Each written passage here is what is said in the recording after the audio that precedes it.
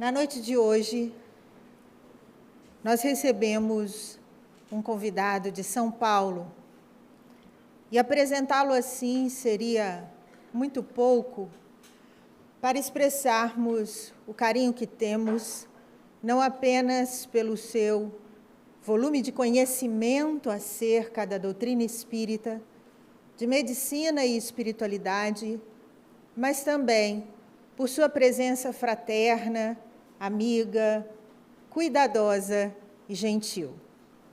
Sérgio Felipe de Oliveira é médico e coordenador da Unispírito, uma universidade livre que tem como proposta a difusão do conhecimento de saúde e espiritualidade, a capacitação de profissionais da área que possam olhar para o paciente e vê-lo como ele realmente é, não apenas corpo, mas, antes que tudo, espírito. Num trabalho vigoroso de décadas, ele vem falando ao mundo a respeito do espírito. E nós temos uma grande alegria de receber nosso irmão Sérgio Felipe em Juiz de Fora, na Semana de Kardec.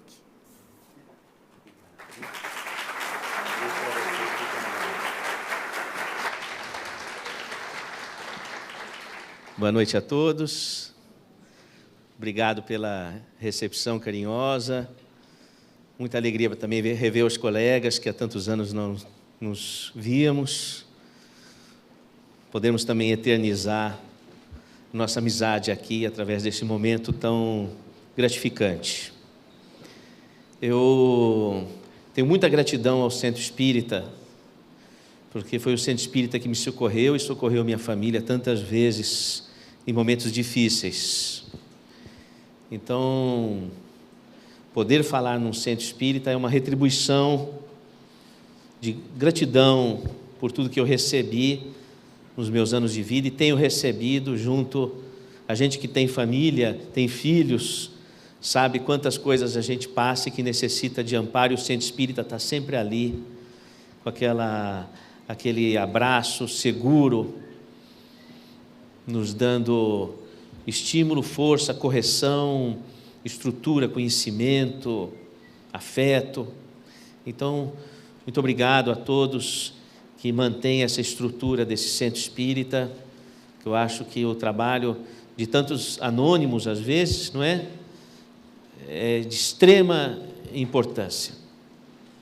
Eu vim aqui para falar sobre aspectos científicos da passagem de Jesus,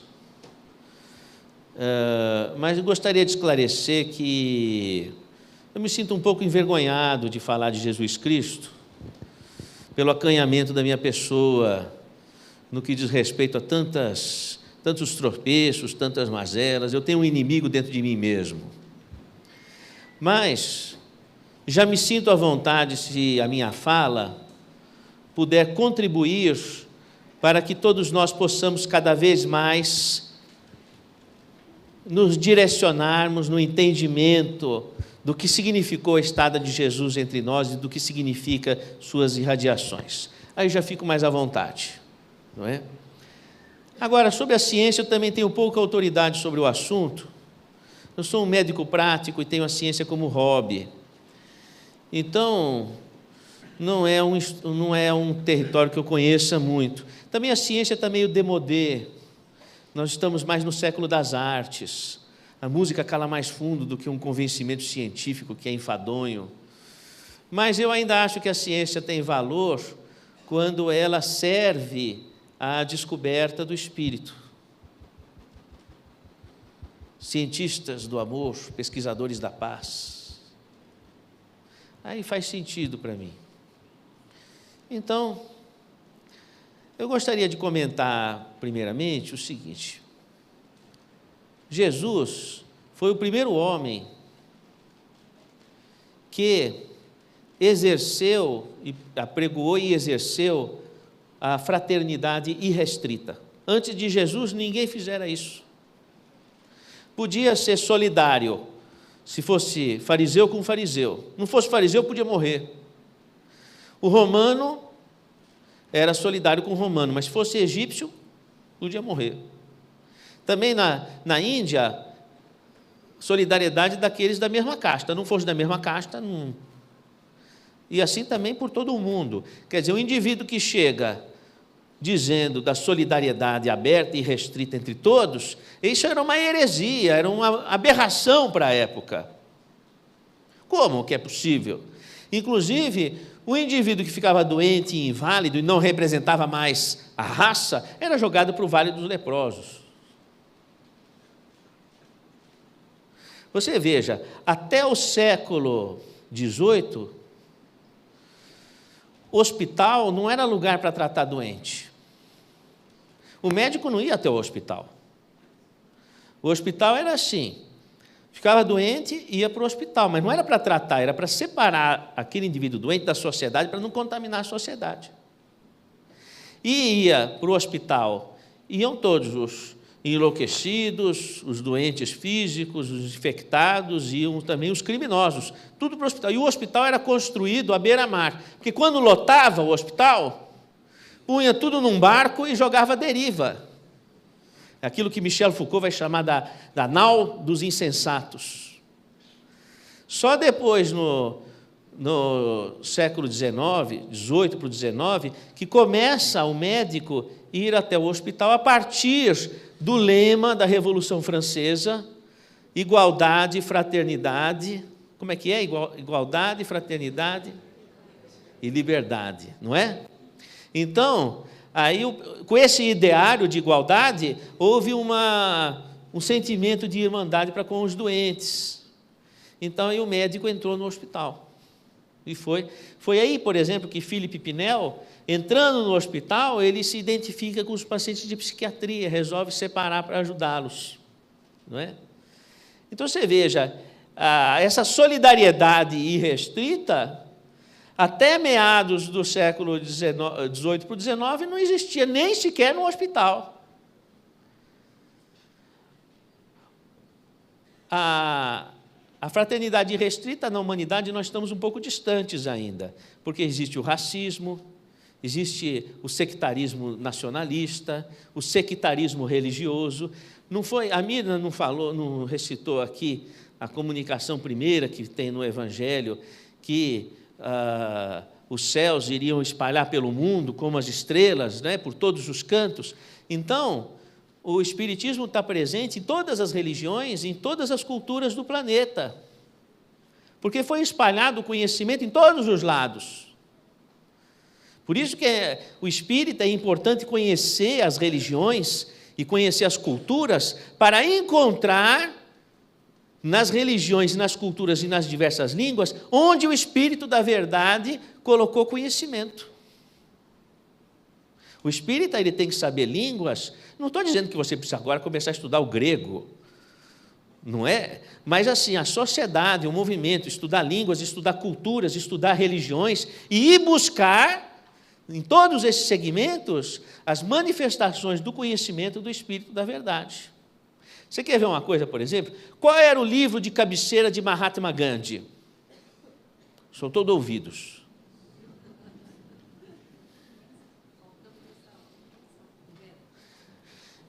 Era um livro chamado Deus. Sabe quem escreveu esse livro? Leon Tolstói. No mesmo tempo que Kardec estava fazendo a codificação, Leon Tolstói escreveu Deus, que é um tratado de pacifismo. É o maior tratado de pacifismo do planeta. E ele carregava debaixo do braço, Leon Tolstói. Não é para os espíritas estudarem Leon Tolstói? Lógico que é. Você sabe que eu fui passear de navio, de férias, e tinha um garçom que era ucraniano. E eu perguntei para ele, como é que é lá na Rússia e na Ucrânia essa questão espiritual? Ele falou, o pessoal tem muita espiritualidade lá. Inclusive no russo, que eu não sei pronunciar, quando você fala obrigado, você na verdade está dizendo, fica com Deus. Em russo, que eu não sei falar, mas a palavra que para a gente é obrigado, eles querem dizer, fica com Deus. E existe muito de espiritualidade em muitos aspectos da literatura russa, por exemplo, e da mesma época de Kardec. Assim também você vai ter no Oriente, assim você vai ter na África, assim você vai ter nas tribos indígenas, assim você vai ter no catolicismo, no protestantismo, ninhos de expressão de conhecimento que o Espírito da Verdade colocou ali. Estou sendo claro, gente, na questão? Então, você quer ver uma coisa?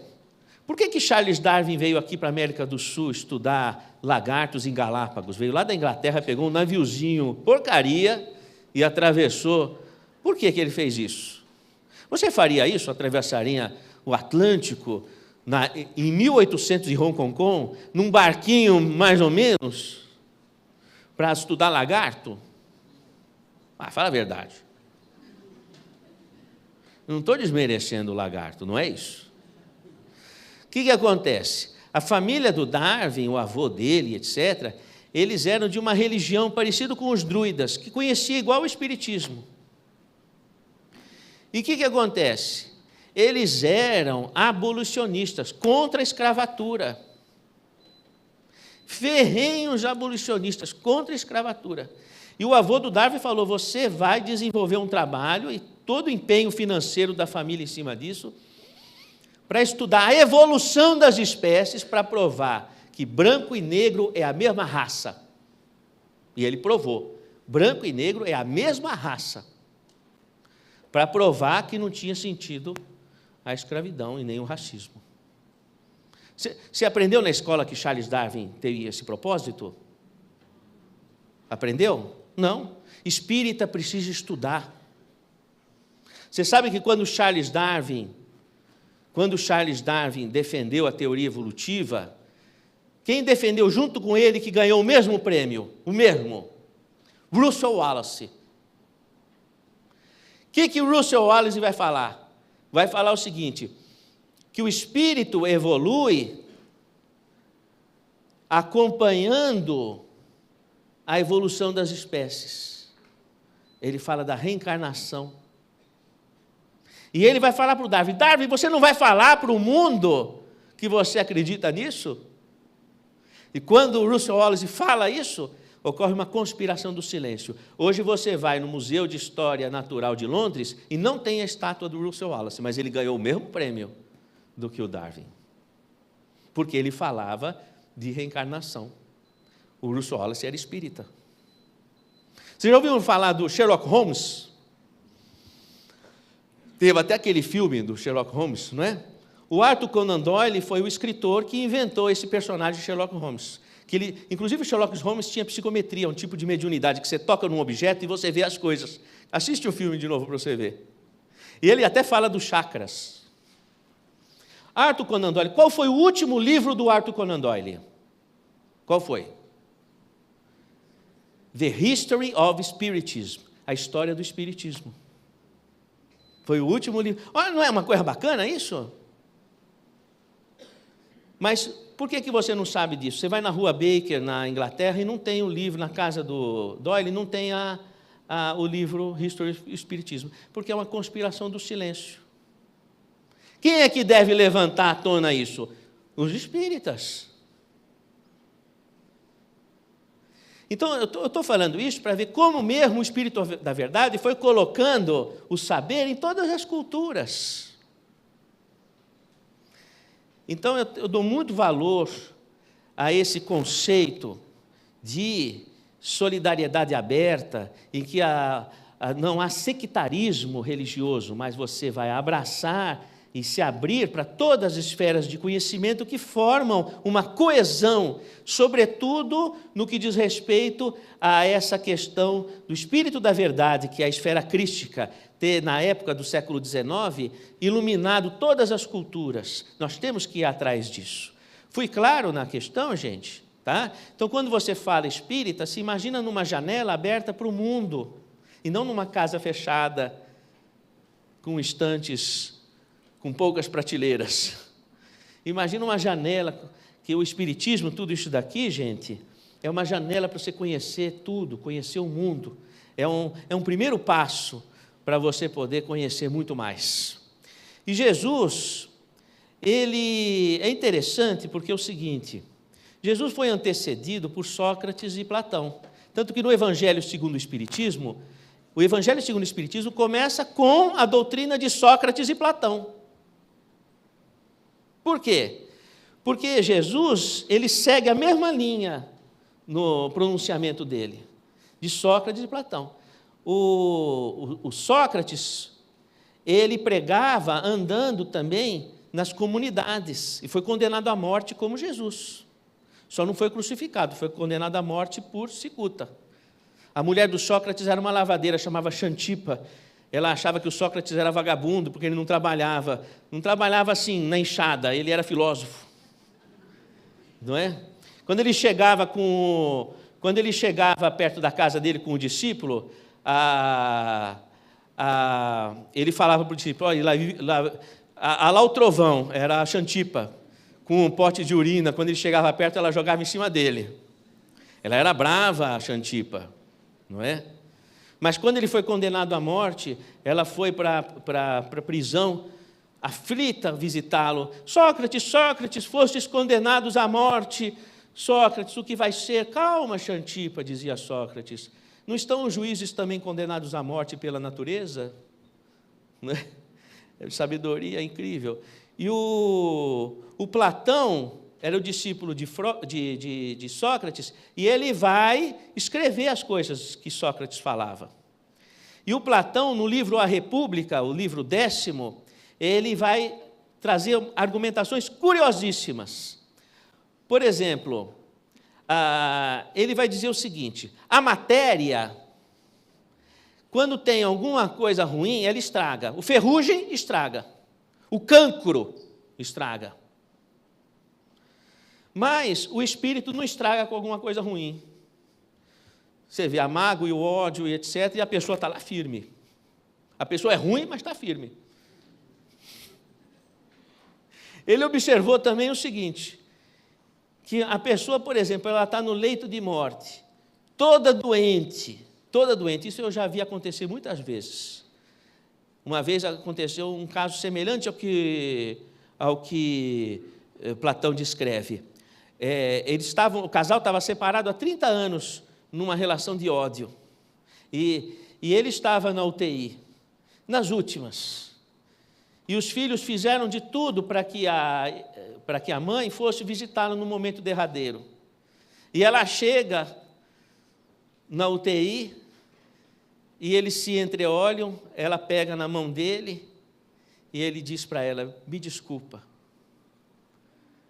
E ela olha para ele, solta uma lágrima e ele vai. Quanto valeu esse segundo? Não é? Então, às vezes, o corpo está degenerando, mas a alma está se desenvolvendo. Por quê? Porque a alma, ela não degenera. Ela progride, apesar do corpo estar degenerando. Então, ele vai basear nesse fato para explicar a eternidade, a manutenção. O espírito sobrevive à morte do corpo. Depois ele vai descrever um episódio chamado episódio de Er. É um soldado que que entra em coma, fica um mês em coma, depois ele acorda. Só que ele lembra de tudo que ele viveu e ele conta como era o mundo espiritual. Vamos dizer assim, seria a introdução do livro Nosso Lar. O livro 10º da República de Platão é uma introdução do livro Nosso Lar, do Chico Xavier, que descreve o mundo do além. Então, veja, isso vem da cultura grega. E Jesus, ele também ensinava andando, como Sócrates e como Platão. Teve o Aristóteles também. Interessante que Sócrates, ele falava do amor, do espírito, do bem. E o Aristóteles falava da natureza, da forma das folhas, da forma dos animais, daquilo que é sensorial. E Jesus uniu as duas coisas. Quando a mulher estava sangrando, útero sangrante, e ela toca as vestes de Jesus, Jesus sente que uma energia sai dele, e ela para de sangrar.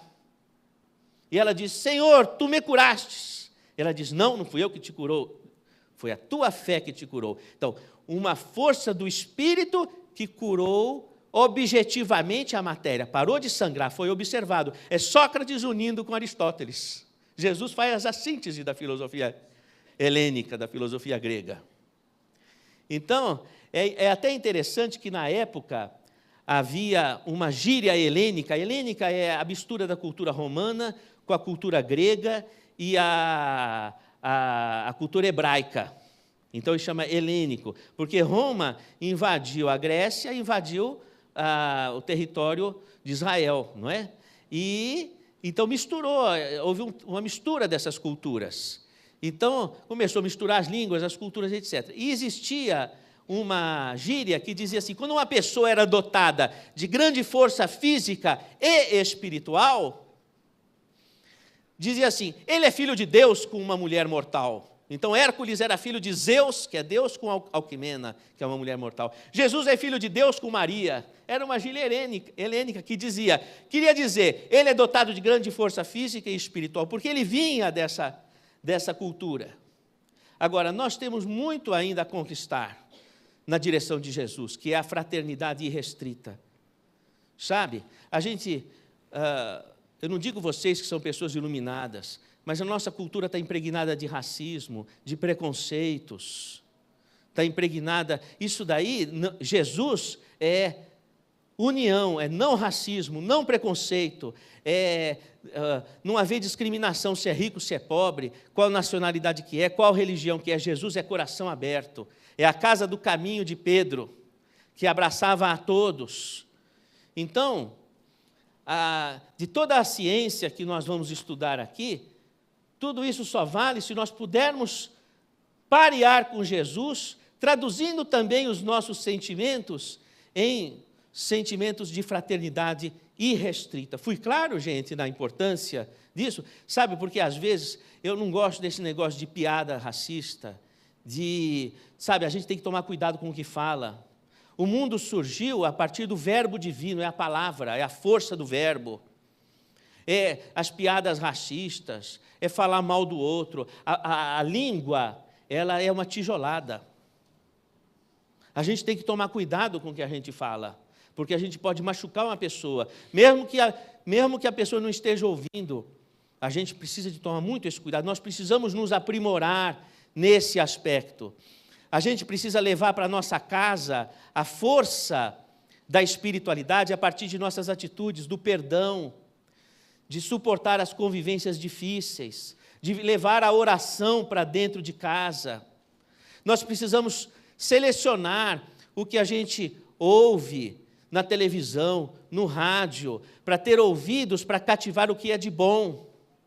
Você vê as crianças jogando videogame de violência. Mas isso daí só é uma coisa virtual, não é real. Mas depois um menino chega atirando no cinema e mata os outros por causa do videogame. Quem construiu isso? A sociedade que patrocinou. Então, na nossa casa tem que ter uma cultura de paz. Isso é Jesus. Essa é a ciência de nosso Senhor.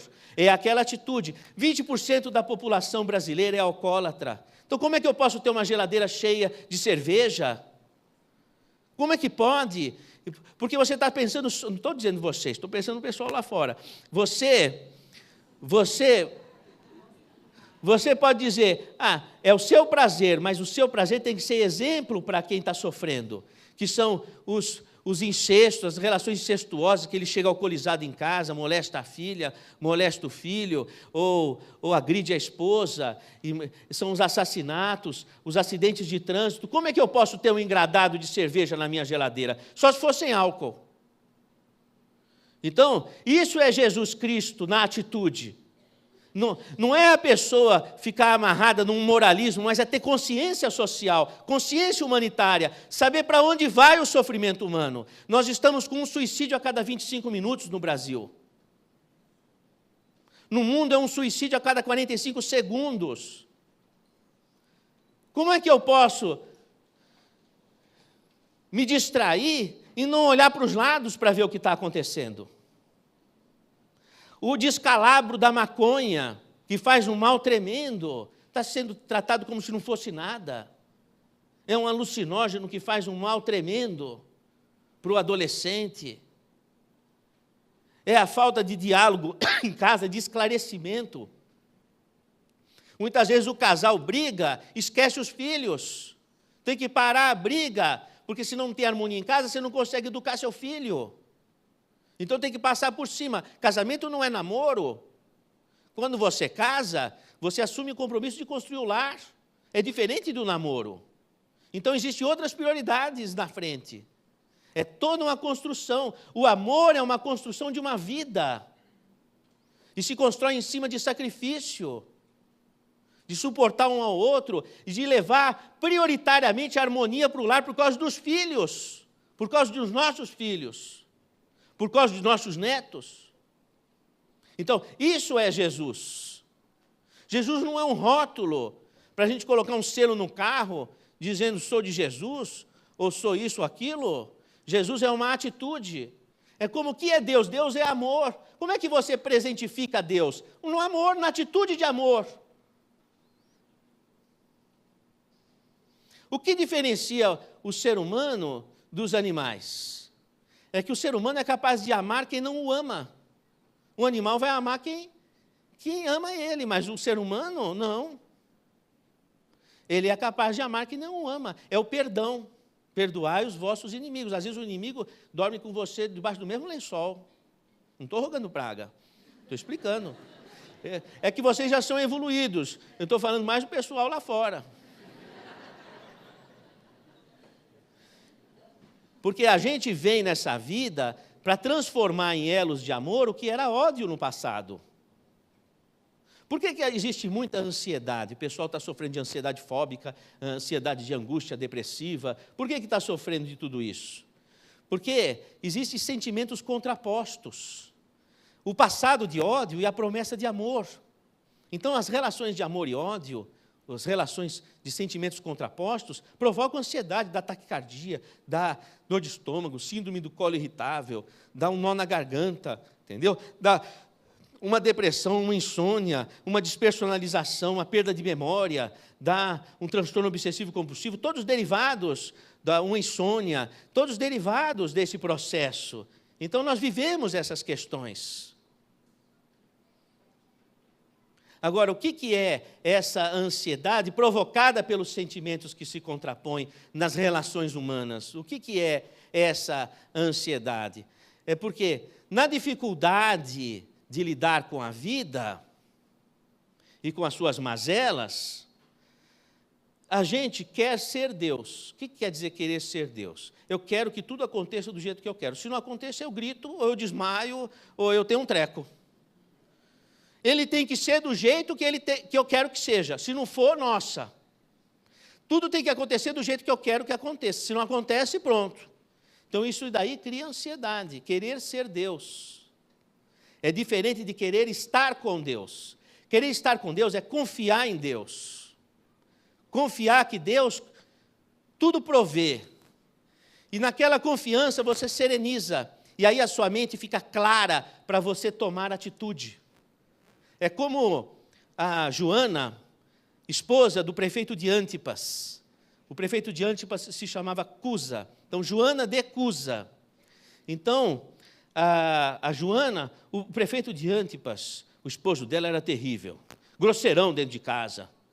Grosseirão com o filho. Grosseirão com ela. Era um cara que, nossa, difícil. E mais do que isso, ele, prefeito, ele fazia corrupção. Naquela época existia isso. É que já passaram 2000 anos, o pessoal não conhece mais. Mas tinha corrupção. E ela ouvia falar de Jesus, de toda a justiça social, e ela ficava indignada com o marido, que fazia acordo com o fariseu, com o romano, e aquela coisa, aquela maracutaia que só existia 2000 anos atrás. Então, o que ocorreu? Ocorreu que ela falou, puxa, eu preciso falar com esse Jesus. Foi até a casa de Pedro, bateu na porta da casa de Pedro, Jesus atendeu ela e falou, nós viemos para o bom combate sem sangue. Na hora da crise, silencia e procure uma inspiração do alto. E aí você receberá uma inspiração e saberá dizer o verbo doce ou enérgico, conforme a situação. Então, querer estar com Deus é silenciar e fazer uma parceria com Deus, confiando que Deus tudo provê, para que você possa tomar a atitude serena e transformadora. Então, o que melhora a ansiedade e todos os seus derivativos? É a confiança e a fé em Deus. Então, veja como Jesus, ele trazia conceitos tão importantes para a nossa saúde, porque tudo na saúde, salvaguardar das predisposições que vão dizer quais são os nossos órgãos-choques, por onde é que vai bater o problema. Um vai no pulmão, outro vai nos ossos, outro vai no reumatismo, outro vai na tireoide, outro vai nos ovários. Cada um tem o seu órgão-choque, outro vai no estômago. Mas tudo deriva dessa ansiedade. São sentimentos contrapostos. O ódio do passado e as propostas de amor do futuro. E esse jogo de sentimentos de amor e ódio. Às vezes, você pensa assim, você está numa relação e você tem ódio da pessoa, daqui a pouco você está amando. Como é que pode uma coisa dessa? Às vezes brigou uma vez, eu atendi um casal, mas era uma briga feia, ela pulou pela janela, ele saiu chutando o sapato, chamou a polícia, foi um escândalo, não é? A gente falou, é melhor separar, não é verdade? Separaram, foi o maior sacrifício, daqui a pouco estava de beijinho, que nem periquito novamente. Diz assim, briga de marido e mulher, ninguém põe a colher, não é? Então, como é que pode estar odiando tanto e depois amando? Porque é o passado que vem à tona às vezes, e às vezes vem à tona a proposta de reconstrução de elos de amor. E esse jogo que provoca essas ansiedades, que mexe com o corpo, mexe com o organismo, suscita as desordens, suscita as doenças. E aí vem o convite, não. Apesar que Jesus disse, vós sois deuses, mas era uma figura de linguagem. Mas nós não somos Deus, nós devemos estar com Deus. E estando com Deus é confiança absoluta nele, e Ele sabe o que está fazendo. E aquela serenidade te inspira e você vai tomar a conduta certa, falar a palavra certa na hora exata, dizer a coisa correta no momento certo. Veja quanta ciência que tem por trás do Cristo. E o Cristo era interessante o seguinte, ele dizia, vós sois deuses, podeis fazer tudo o que eu faço e muito mais. Ele entregava o conhecimento para todos, ele não deixava só para ele. Ele entregava para todos. Como hoje a ciência é assim, é obrigatório você entregar o conhecimento para a população. E ele provava o que falava. Quando ele disse da vida após a morte, meu reino não é deste mundo, depois ele volta para mostrar que ele sobrevivera.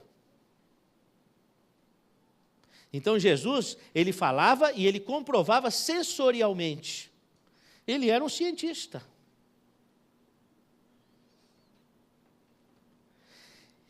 Veja bem, gente, esses dois conceitos, vida após a morte e o amor, estão intrinsecamente ligados. Que sentido tem o sacrifício pelo amor, se você não acredita que a vida continua do outro lado? Que sentido que tem?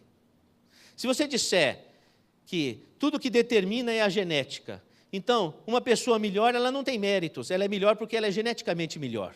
Então, uma pessoa não tem mais méritos que um bom legume. Nasceu bom legume, é bom legume, nasceu mau legume, é mau legume. Que deu os méritos humanos. Então, é a consciência da vida após a morte que justifica o amor. Por isso que a ciência que investiga o além, ela é aliada do amor. Da mesma forma, a reencarnação, o conceito da reencarnação é um produto do amor divino. Uma senhora tinha um filho, e ela era prestimosa com aquele filho, uma senhora humilde, trabalhadora, do bem. Um menino de adolescente começou a se envolver com as drogas, mas ele não era uma vítima das drogas, ele tinha um coração perverso, caiu no crime, cometeram homicídios, ele era cruel, ele foi preso, na prisão ele foi morto. Aí ele foi para o inferno. Passado muitos anos, a mãe sofrida com o que se passou com o filho, desencarnou depois de uma vida digna, ela foi para o céu. Chegando no céu, o Senhor disse, fostes boa e caridosa, estás no paraíso. E ela fala, Senhor, e meu filho, onde está? Seu filho está no inferno. Senhor, então eu vou para o inferno com meu filho. Não pode. A senhora foi boa, então a senhora tem que ficar no paraíso. Não, mas ficar no paraíso com meu filho no inferno é como se eu estivesse no inferno, eu prefiro ir para o inferno. E o Senhor diz, não poderás. Ficarás no paraíso, seu filho ficará no inferno. Isso é um Deus mau. Se Deus é bom, Ele vai dizer o quê? Vamos fazer o seguinte, do inferno ele não tem como sair. Para o inferno a senhora não pode ir, mas ele vai renascer. Mas ele vai renascer com uma condição muito precária. Não vai ser possível durante a vida ele sair do leito, para que ele possa receber o teu amor e mudar o coração. Eu aceito, doutor. Então a senhora vai voltar e vai ser mãe dele novamente, numa nova encarnação, numa nova oportunidade. Não é bacana isso? O professor não dá uma nova oportunidade para o aluno, uma recuperação, uma reunião do conselho, não dá? E Deus não vai ter essa bondade? Então, tanto a noção de vida após a morte é uma figuração do amor, porque justifica o sacrifício pelo amor, quanto a reencarnação também, o conceito de reencarnação é um produto da bondade de Deus. Se Deus é amor, como está escrito na Bíblia, então as oportunidades elas precisam se repetir. Agora, por que eu não me lembro da outra vida? Porque se você vai renascer com uma pessoa que era teu inimigo, para construir um elo de amor, já começa encarando o inimigo assim de frente, é difícil. É melhor ver ele bem redondinho, um bebezinho rechonchudão,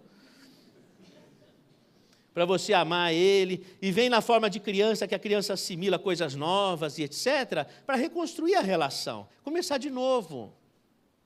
Não é? Tudo isso daí é a ciência de nosso Senhor Jesus Cristo. Gente, é possível viver sem essa ciência? Não é possível viver sem essa ciência. O mundo não está vivendo pela falta desta ciência. Então, feita essa pequena introdução, eu posso começar minha aula. Então, eu vou pedir para projetar aqui. É que a aula é curta, eu tive que fazer um recheio. Sou eu que projeto? Ah, o amigo. Ah, sim, está esperando. Ok, está tranquilo.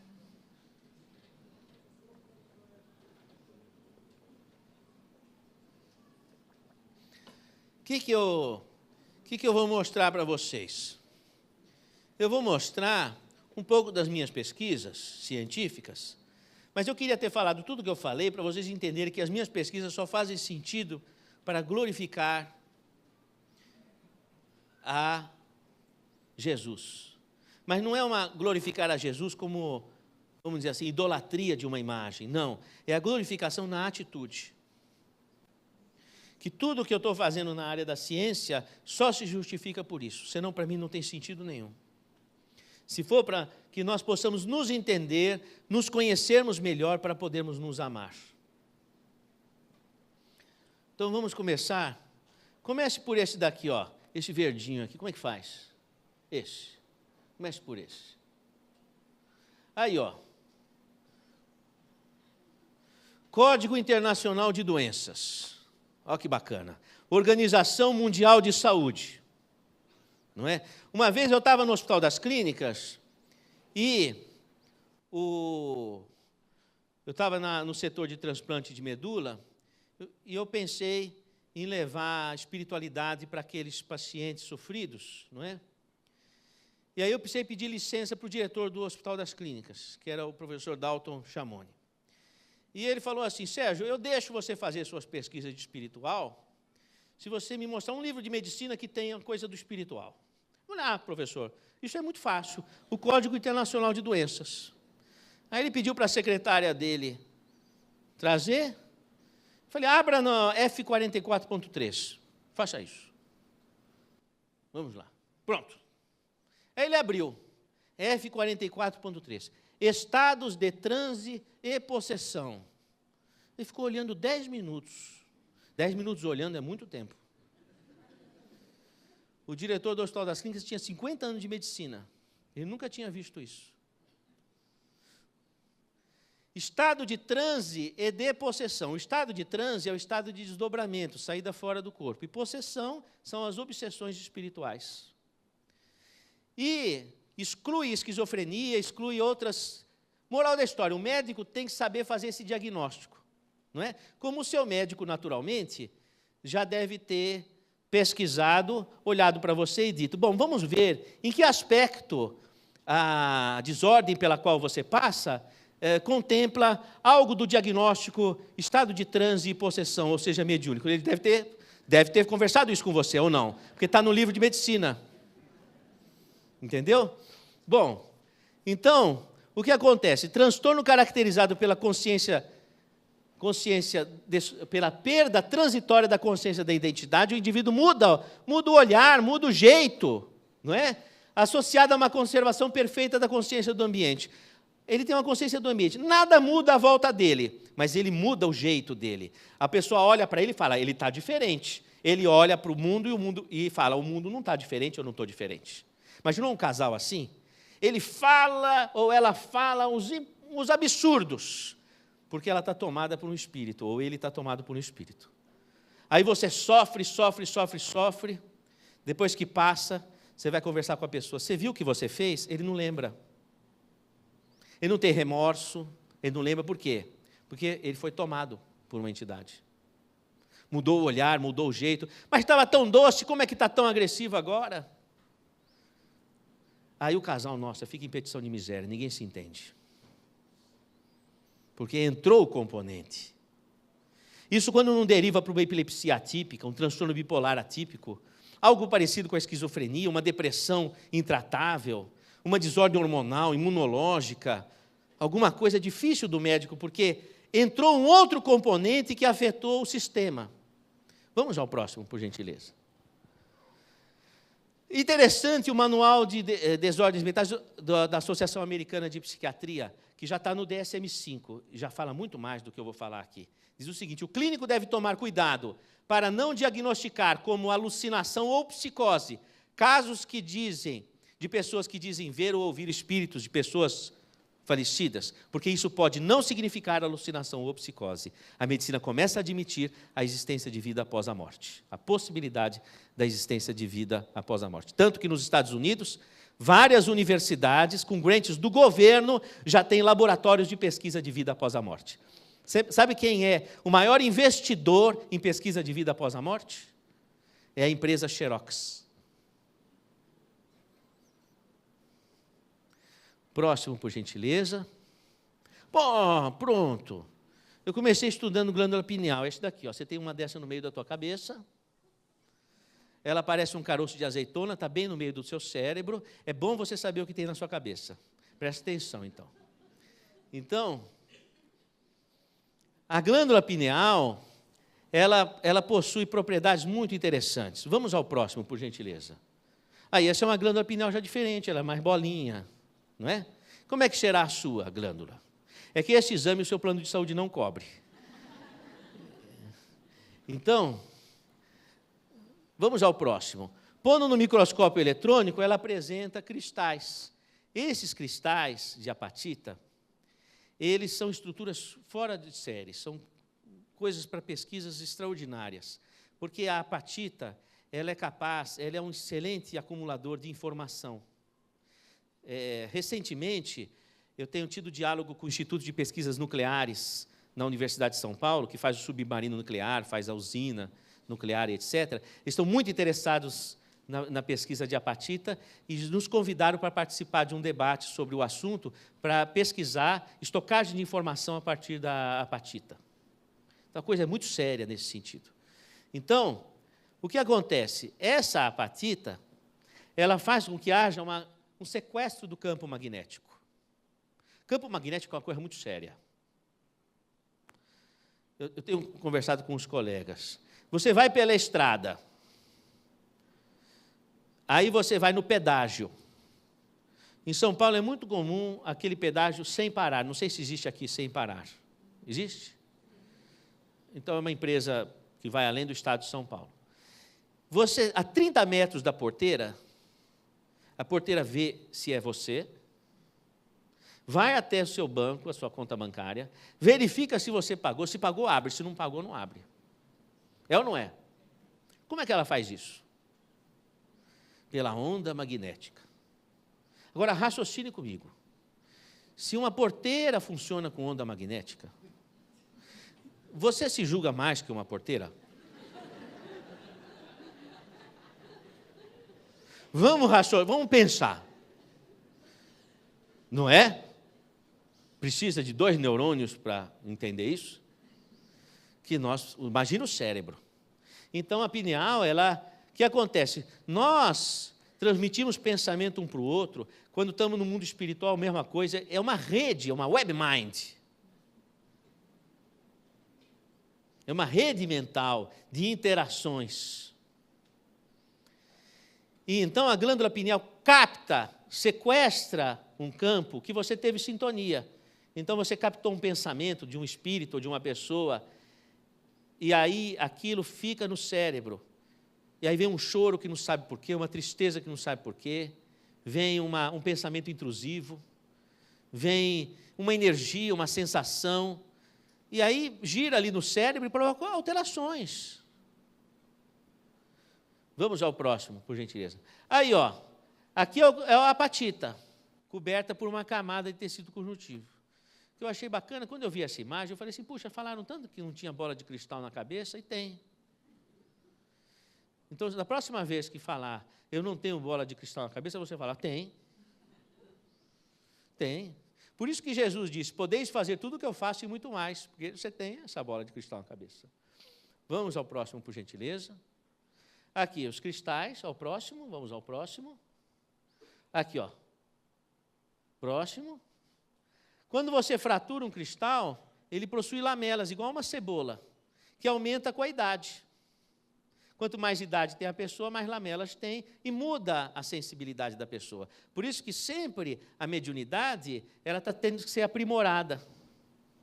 Quanto mais idade tem uma pessoa, mais a mediunidade vai para o desdobramento, saída fora do corpo. E mais magnética fica a pessoa. Quanto mais idade tem, mais magnetismo a pessoa tem. Por que a pessoa tem mais magnetismo com mais idade? Porque o metabolismo de nitrogênio é negativo, a matéria vai se consumindo. Desculpa falar assim, mas é o que acontece com o nosso corpo.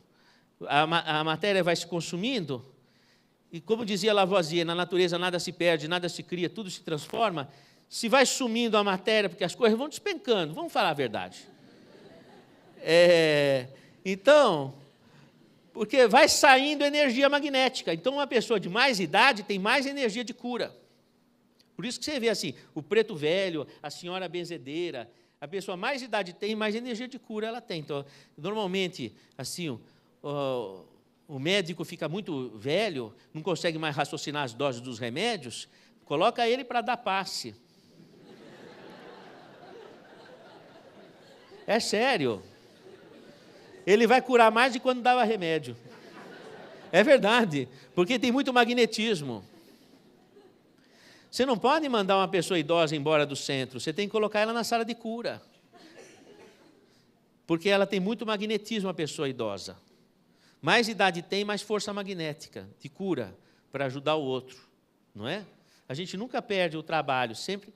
Vamos ao próximo, por gentileza. Aqui uma pessoa jovem, tem a apatita, o cristal assim. Uma pessoa mais velha, tem muitas lamelas e finas, elas se acavalam, muda a configuração da captação magnética, muda o perfil. Tá? Vamos ao próximo, por gentileza. Aqui, por exemplo, tem perfis muito curiosos. Por exemplo, a pessoa aqui, ela não tem cristais na pineal, ela não tem. Então, essas pessoas que não aparece o cristal na tomografia, elas têm uma dominância do fenômeno de saída fora do corpo. Em vez de receber espírito, ela sai. É diferente. Porque tem a mediunidade que recebe e a mediunidade que sai.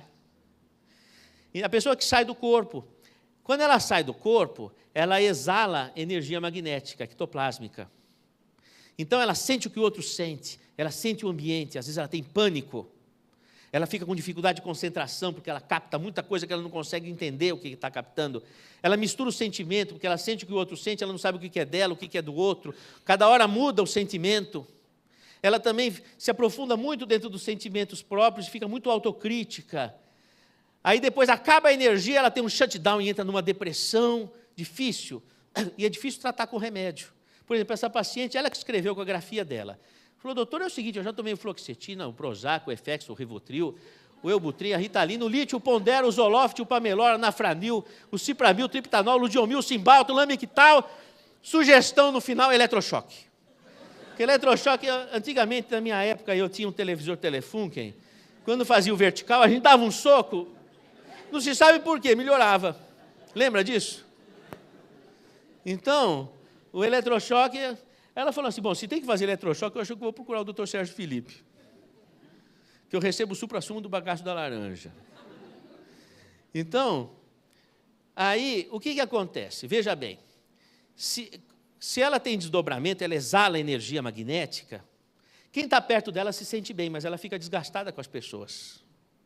E ela sente o que o outro sente, ela começa a ficar maluca. O que faz o organismo? O organismo começa a reter a energia, para proteger ela. Quando o organismo retém a energia, ela fica com uma energia de sobra. O organismo começa a usar aquela energia. O que vai acontecer? Por exemplo, ela vai engordar. Engordou 20 quilos. Ou ela vai formar estruturas, forma pedra, forma cisto. Ou ela vai sangrar, para eliminar ou para absorver e armazenar aquela energia em excesso. Então, você vai ver aqui, por exemplo, ela tinha um problema de tireoide com cistos tiroidianos. O próximo, por gentileza. Ela tinha cistos em mamas. Próximo, por gentileza. Ela tinha cisto em ovário com sangramento. Então, começa a formar estruturas. Então, como é que você vai tratar um paciente que tem essa clínica? Ela precisa saber lidar com essa energia. Então, ela recebeu um acolhimento primeiro, depois ela começou a aprender a doar essa energia. Aí ela aprendeu a controlar. Quando ela aprendeu a controlar e quando ela começou semanalmente a fazer uma doação do excesso, ela melhorou, conseguiu emagrecer, ela conseguiu diminuir essas formações ectópicas, esses cistos, essas coisas assim, e aí o remedinho, pouco remedinho, tirou ela da depressão. Acabou o assunto.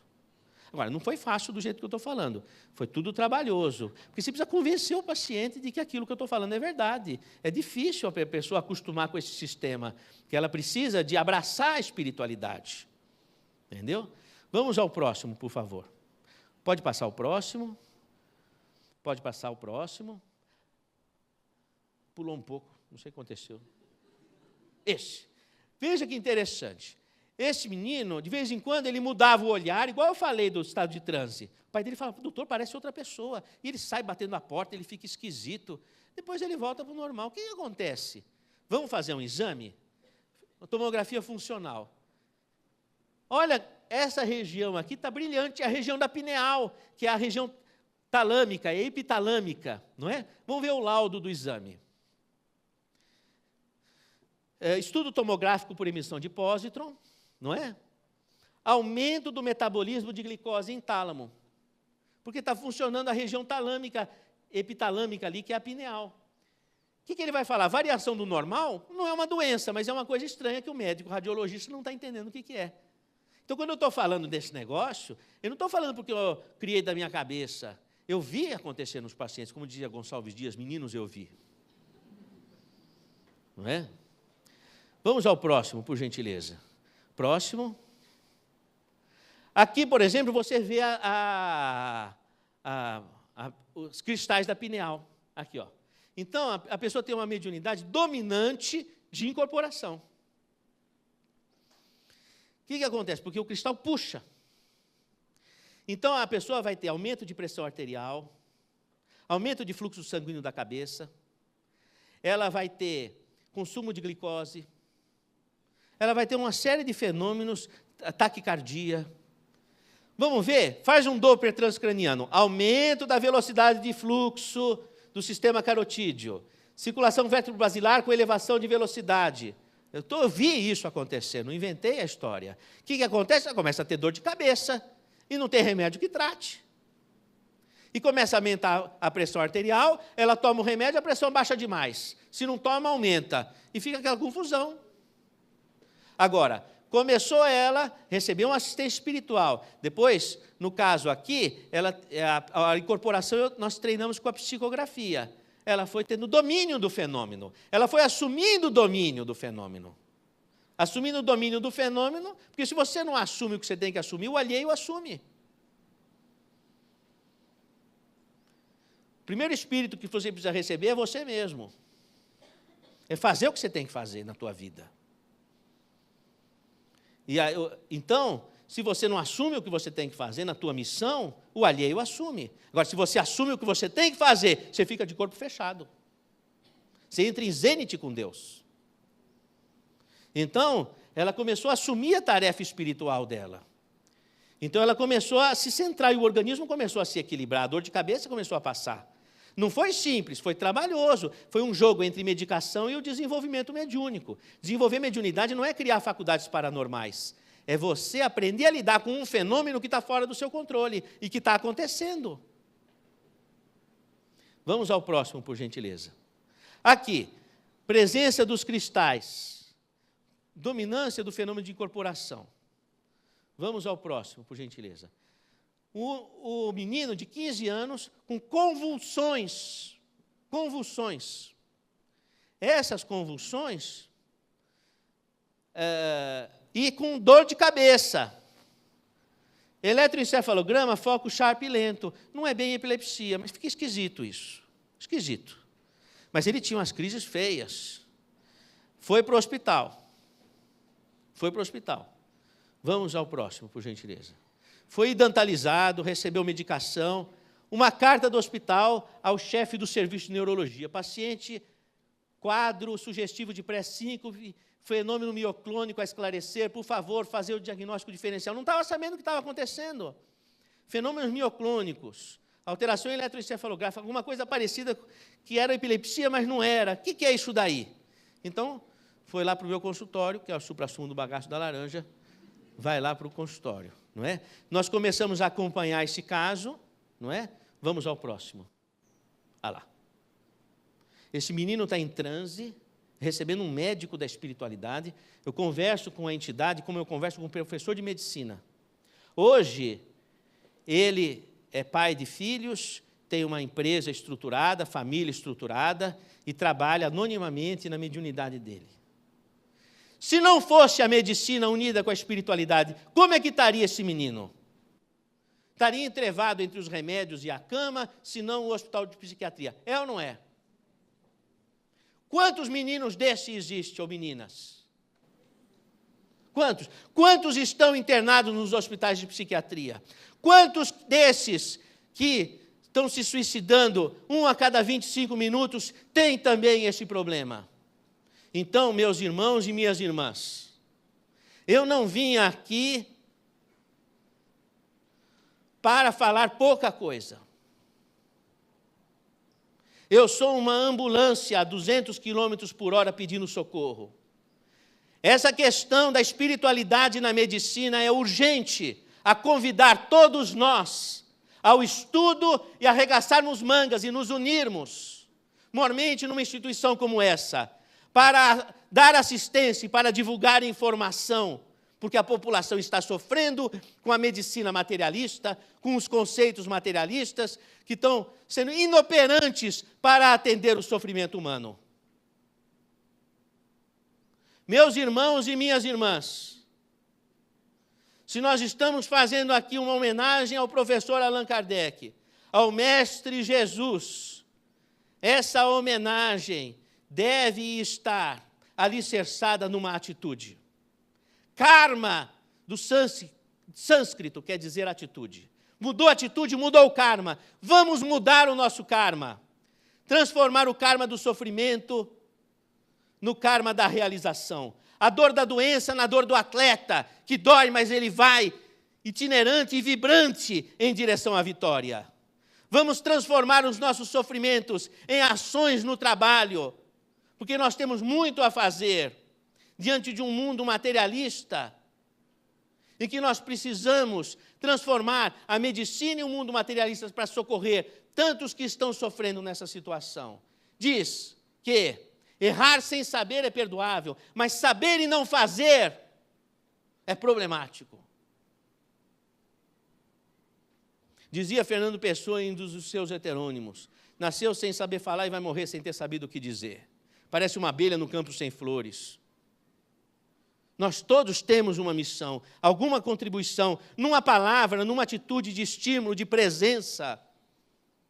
Nós temos esse compromisso para com o nosso Senhor, porque há 2000 anos atrás, nos anfiteatros, nós não éramos Madalena na cruz, não éramos nenhum dos apóstolos, mas éramos aqueles que fomos indiferentes, ou que atiramos pedras, ou que gritamos, favorecendo que os leões comessem os cristãos. E hoje nós temos que nos reunir para glorificar o Senhor através de nossas atitudes. Quando Paulo atravessa as portas de Damasco, transformado, reconhecendo a força de Jesus, tenho expectativa de que todos nós, ao atravessarmos essas portas, possamos também reconhecer a força de expressão da palavra de nosso Senhor e transformarmos nossas atitudes e nos entendermos também como apóstolos do Senhor. Sim, nós temos muitas falhas. Dizia Paulo: quando faço o bem, trago o mal comigo. Porque quando mergulhamos de cabeça na expectativa de fazer o melhor, levamos também junto a nossa sombra, e com a nossa sombra nós vamos ter que saber lidar. Mas temos que articular nossas ações para fazermos o bem. Então, meus irmãos, minhas irmãs, eu sou professor universitário, vou diplomar vocês. Vocês estão diplomados cientistas do amor, estão diplomados pesquisadores da paz, para que nós possamos nos reconhecer como irmãos uns dos outros, servos do mesmo Deus. Que Deus te ilumine.